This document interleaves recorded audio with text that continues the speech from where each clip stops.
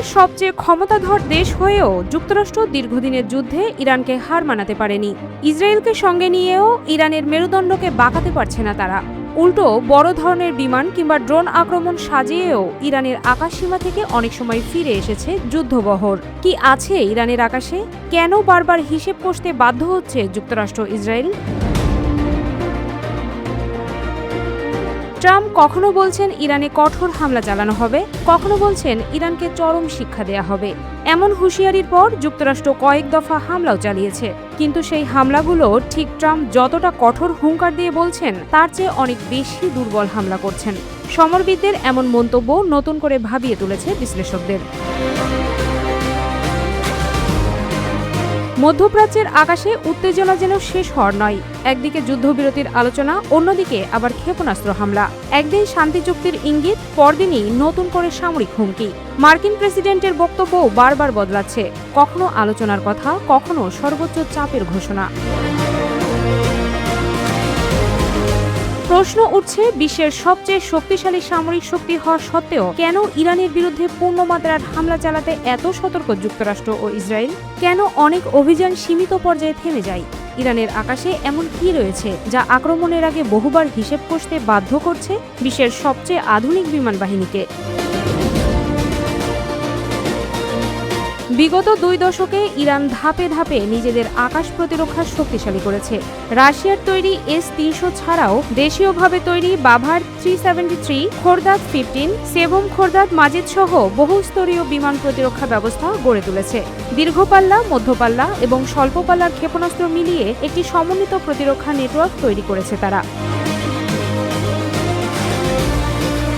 সামরিক বিশ্লেষকদের মতে এটি বিশ্বের সবচেয়ে শক্তিশালী নয়, তবে মধ্যপ্রাচ্যে অন্যতম জটিল বিমান প্রতিরক্ষা ব্যবস্থাগুলোর একটি, যা বারবার থামিয়ে দিচ্ছে যুক্তরাষ্ট্র ইসরায়েলের কঠোর হামলার সিদ্ধান্তকেও।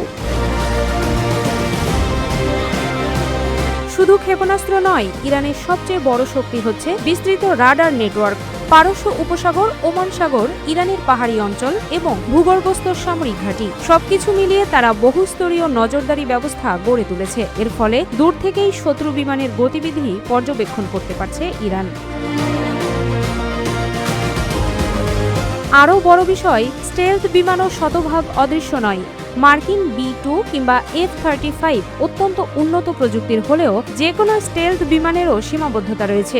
বিশেষ করে বহু ধরনের রাডার একসঙ্গে ব্যবহার করা হলে কিছু পরিস্থিতিতে সেগুলোর উপস্থিতি শনাক্ত করার সম্ভাবনা বাড়ে। তবে এর অর্থ এই নয় যে ইরান নিয়মিতভাবে এসব বিমানকে ট্র্যাক করতে পারে। তারপরও যদি শনাক্ত করতে পারে, সেই চিন্তায় বড় ধরনের আঘাত করতে দফায় দফায় ভাবতে হচ্ছে মার্কিন বাহিনীকে, এমনটাই বলছেন বিশ্লেষকরা। শুধু বিমান ভূপাতিত হওয়ার ভয় নয়, আরও বড় হিসাব রয়েছে। ইরানের হাতে রয়েছে হাজার হাজার ব্যালিস্টিক ক্ষেপণাস্ত্র, ক্রুজ মিসাইল, ড্রোন এবং পুরো অঞ্চলে ছড়িয়ে থাকা মিত্র গোষ্ঠীগুলোর সক্ষমতা। পূর্ণমাত্রার যুদ্ধ শুরু হলে শুধু ইরান নয়, মধ্যপ্রাচ্যের বহু মার্কিন ঘাঁটি, পারস্য উপসাগরের জ্বালানি অবকাঠামো, এমনকি আন্তর্জাতিক বাণিজ্যও বড় ঝুঁকির মুখে পড়তে পারে। সবচেয়ে গুরুত্বপূর্ণ বিষয় হরমুজ প্রণালী। বিশ্বের সমুদ্রপথে পরিবাহিত তেলের প্রায় 1/5 এই পথ দিয়েই যায়। যদি এই পথ দীর্ঘ সময় বন্ধ হয়ে যায়, তাহলে শুধু মধ্যপ্রাচ্য নয়, বিশ্ব অর্থনীতিতেও বড় ধাক্কা লাগতে পারে। এই কারণেও সামরিক সিদ্ধান্ত নেয়ার আগে বহুস্তরীয় রাজনৈতিক হিসাব করতে হয় যুক্তরাষ্ট্রকে। প্রশ্ন হচ্ছে, তাহলে কি মার্কিন বিমান ভয় পেয়ে ফিরে যায়? বিশ্লেষকরা বলছেন বিষয়টি এতটা সরল নয়। অনেক সময় যুদ্ধবিমান টহল দেয়, শক্তি প্রদর্শন করে, লক্ষ্য পরিবর্তন করে, অথবা কূটনৈতিক আলোচনার কারণে হামলার পরিকল্পনা স্থগিত হয়। আবার কখনো গোয়েন্দা তথ্য, আবহাওয়া, রিফুয়েলিং, ঝুঁকির মাত্রা এবং রাজনৈতিক নির্দেশনার কারণেও অভিযান বাতিল হতে পারে। অর্থাৎ প্রতিটি ফিরে আসার ঘটনা ইরানের প্রতিরক্ষা ব্যবস্থার কারণে হয়েছে এমন সিদ্ধান্তে পৌঁছানোর সুযোগ নেই। দীর্ঘদিনের উত্তেজনায় কোনো পক্ষই হার মানছে না। তবে প্রশ্ন উঠেছে, অপেক্ষাকৃত দুর্বল সামরিক ও অর্থনৈতিক শক্তি নিয়েও কিভাবে টিকে আছে ইরান? তাহলে কি যুক্তরাষ্ট্র ইরানকে পরাজিত করতে পারবে না, নাকি ইরানও পূর্ণাঙ্গ যুদ্ধ চায় না?